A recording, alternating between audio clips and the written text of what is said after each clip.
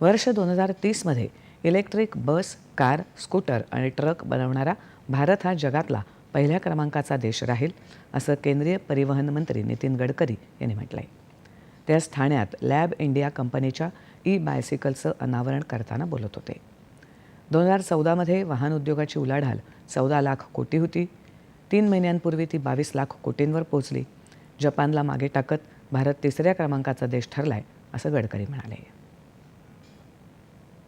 जी policy transport मंत्री म्हणून आम्ही स्वीकारली आहे ती import substitute, cost effective, pollution free आणि इंडिजिनियस.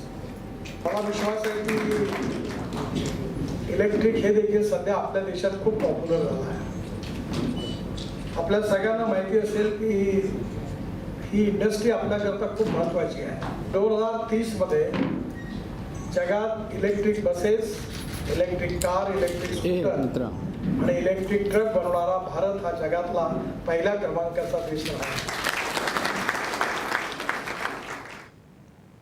गडकरी यांनी जगभरात असलेलं सायकलचं महत्त्व अधोरेखित केलं आणि शहरांमध्ये काही मार्गांचं रूपांतर सायकल मार्गात करणार असल्याचं सांगितलं.